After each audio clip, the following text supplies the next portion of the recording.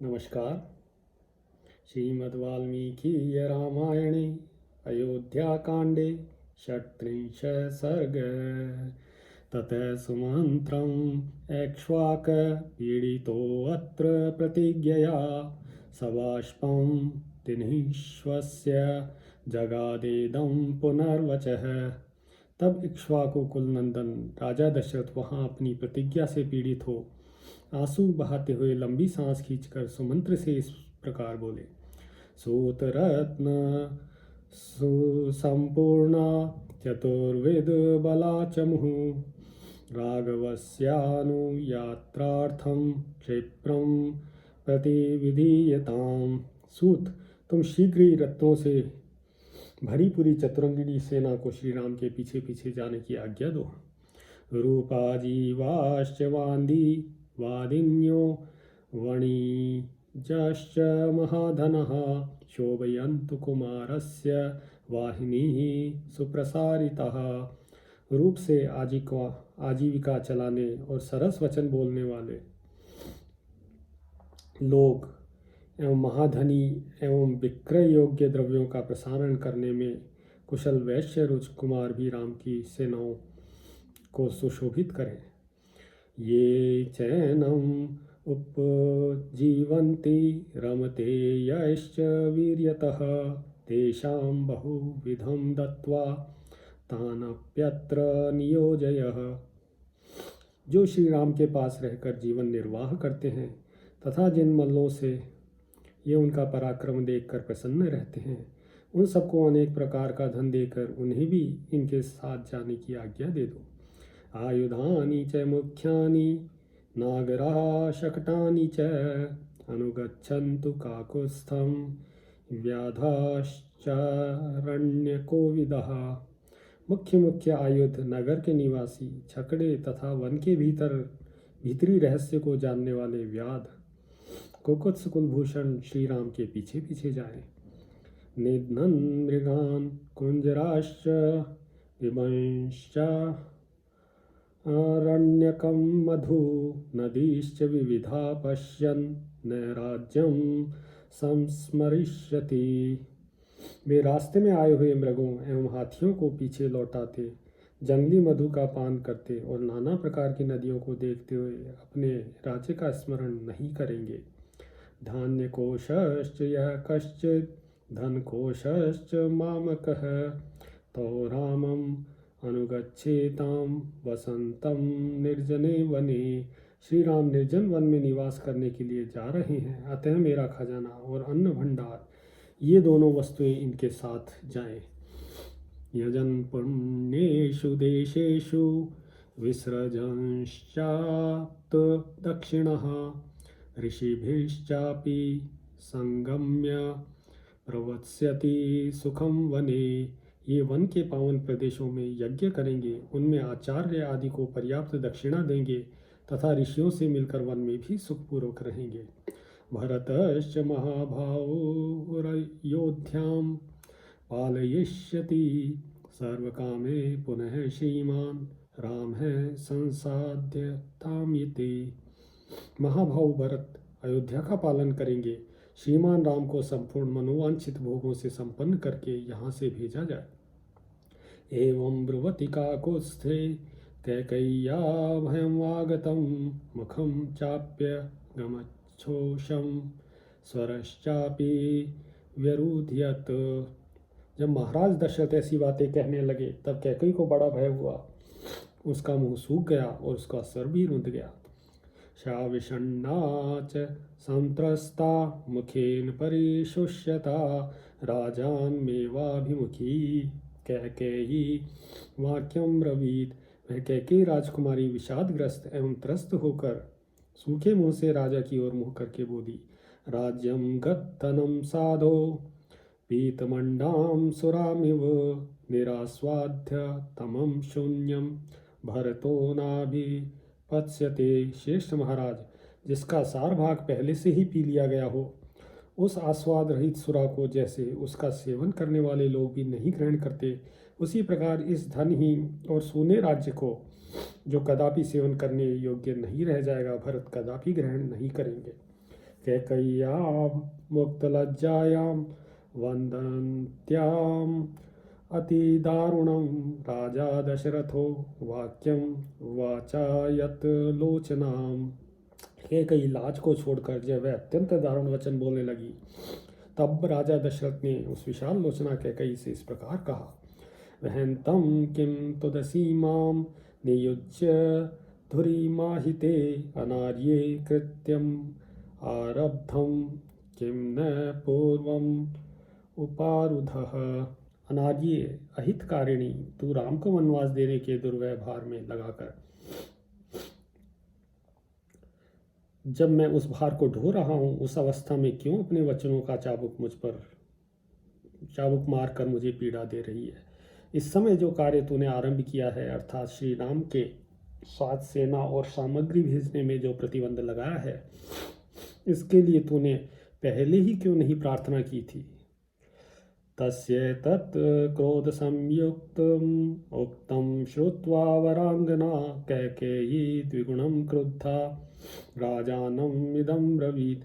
राजा का यह क्रोधयुक्त वचन सुनकर सुंदरी कैकेयी उनकी अपेक्षा दूना क्रोध करके उनसे इस प्रकार बोली, तवैव वंशे सगरो ज्येष्ठ पुत्रम उपारुधत असमंज इति ख्यातम तदाह्यम अगंतुम अर्हति। महाराज, आपके ही वंश में पहले राजा सगर ही हो गए हैं, जिन्होंने अपने ज्येष्ठ पुत्र असमंज को निकालकर उसके लिए राज्य का दरवाजा सदा के लिए बंद कर दिया था। इस तरह इनको भी यहाँ से निकल जाना चाहिए।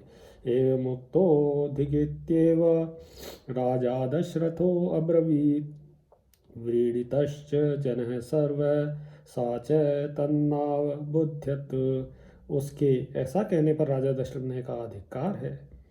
वहाँ जितने लोग बैठे थे सब लाज से गड़ गए, किंतु कैकेयी अपने कथन के अनौचित्य को अथवा राजा द्वारा दिए गए धिक्कार के औचित्य को नहीं समझ सकी। तत्र वृद्धो महामात्र सिद्धार्थो नामतः शुचिर्बहुमतो राज्ञः कैकेयीम् इदं ब्रवीत्। उस समय वहाँ राजा के प्रधान और वयोवृद्ध मंत्री सिद्धार्थ बैठे थे। वे बड़े ही शुद्ध स्वभाव वाले और राजा के विशेष आदरणीय थे। उन्होंने कैकेयी से इस प्रकार कहा, असमंजो गृहीत्वा तु क्रीडितः पथिदारकान् सरैवां प्रक्षिपन्नप्सु रमते तेन दुर्मतिः। देवी, असमंज बड़ी दुष्ट बुद्धि का राजकुमार था। वह मार्ग पर खेलते हुए बालकों को पकड़कर सरयू के जल में फेंक देता था और ऐसे ही कार्यों से अपना मनोरंजन करता था। तम दृष्ट्वा नागराः सर्वे क्रुद्धा राजानं ब्रुवन् असमंजं व्रणीष्वकम् अस्मान् वा राष्ट्रवर्धन। उसकी यह करतूत देखकर सभी नगरवासी कुपित हो राजा के पास जाकर बोले, राष्ट्र की वृद्धि करने वाले महाराज, या तो आप अकेले असमंज को लेकर रहिए या इन्हें निकालकर हमें इस नगर में रहने दीजिए। तानुवाच ततो राजा किं निमित्तम् इदं भयं ताश्चापि राजा संप्रष्टा वाक्यं प्रकृतयो अब्रुवन्। तब राजा ने उनसे पूछा, तुम्हें असमंज से किस कारण भय हुआ है। राजा के पूछने पर उन प्रजाजनों ने यह बात कही, क्रीडतस्त्वेष न पुत्रान् बालानोद्भ्रांत चेतसः सरव्यां प्रक्षेपन्मोर्ख्या दतुलां प्रीतिमष्टुने। महाराज, यह हमारे खेलते हुए छोटे छोटे बच्चों को पकड़ लेते हैं और जब ये बहुत घबरा जाते हैं तब उन्हें सरयू में फेंक देते हैं। मूर्खतावश ऐसा करके इन्हें अनुपम आनंद प्राप्त होता है। सहतासां वचन श्रुत्वा प्रकृतीनां नराधिपः तं तत्याजाहितं पुत्रं तासां प्रियचिकीर्षया। उन प्रजाजनों की वह बात सुनकर राजा सगर ने उनका प्रिय करने की इच्छा से उस अहितकारक दुष्ट पुत्र को त्याग दिया। तम यानम शीघ्रमारोप्य सभार्यं सपरिच्छदं यावज्जीवं विवास्यो अयमिति तानन्वशात् पिता ने अपने उस पुत्र को पत्नी और आवश्यक सामग्री सहित शीघ्र रथ पर बिठाकर अपने सेवकों को आज्ञा दी, इन्हें जीवन भर के लिए राज्य से बाहर निकाल दो। सैफाल पिटकम ग्रह्य गिरिदुर्गाण्यलोकयत् दिशः सर्वास्वनुचरन् स यथा पापकर्मकृत् एतेनम् अत्यजद् राजा सगरो वै सुधार्मिकः रामः किं करोत् पापं येनैवम् उपरुध्यते। असमंज ने फाल और पिटारी लेकर पर्वतों की दुर्गम गुफाओं को ही अपने निवास के योग्य देखा और कंद आदि के लिए वह संपूर्ण दिशाओं में विचरण लगा। वह जैसा कि बताया गया है पापाचारी था, इसलिए परम धार्मिक राजा सगर ने उसका त्याग किया था। श्री राम ने ऐसा कौन सा अपराध किया है जिसके कारण उन्हें इस तरह राज्य पाने से रोका जा रहा है। मयि कंचन पश्यामो राघवस्यागुणं वयं दुर्लभो ह्यास्य निरय शशांकस्येव कल्मषम। हम लोग तो श्री रामचंद्र जी में कोई अवगुण नहीं देखते हैं। अथवा देवी त्वं कंचिद दोषं पश्यसि राघवे तमद्य ब्रूहि तत्वेन तदा रामो विवास्यते। अथवा देवी, यदि तुम में रामचंद्र जी में से कोई दोष दिखाई देता हो तो आज उसे ठीक ठीक से बताओ, उस दशा में श्री राम को निकाल दिया जा सकता है। अदुष्टस्य हि संत्यागः सत्पथे निरतस्य च निर्दहेदपि शक्रस्य द्युतिं धर्म विरोधावान। जिसमें कोई दुष्टता नहीं है, जो सदा सन्मार्ग में ही स्थित है, ऐसे पुरुष का त्याग धर्म से विरुद्ध माना जाता है। ऐसा धर्म विरोधी कर्म तो इंद्र के भी तेज को दग्ध कर देगा। तदलं देवी रामस्य श्रिया विहतया त्वया लोकतोऽपि हि ते रक्ष्य परिवाद शुभानने। अतः देवी, श्री रामचंद्र जी के राज्याभिषेक में विघ्न डालने से तुम्हें कोई लाभ नहीं होगा। शुभानने, तुम्हें लोक निंदा से बचने की चेष्टा करनी चाहिए। श्रुत्वा तो सिद्धार्थ वचो राजा शांत तरस्वरः शोकोपहयता हया वाचा कैकयीमिदं ब्रवीत। सिद्धार्थ की बातें सुनकर राजा दशरथ अत्यंत थके हुए से स्वर से शोकाकुल वाणी में कैकयी से इस प्रकार बोले।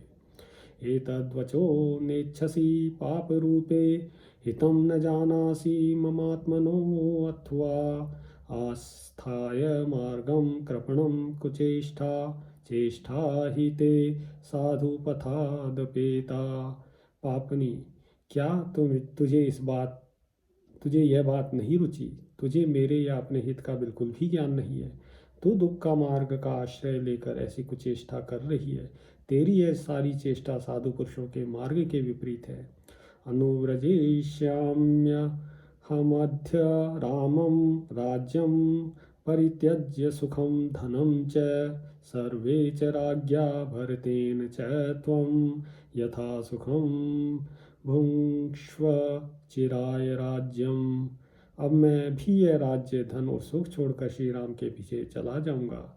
ये सब लोग भी उन्हीं के साथ जाएंगे। तू अकेली राजा भरत के साथ चिरकाल तक सुखपूर्वक राज्य भोगती रहे। इत्यार्षे श्रीमद् रामायणे वाल्मीकिये आदिकाव्ये अयोध्याकाण्डे षट्विंशः सर्गः। सियावर रामचन्द्र पद जय शरणम्।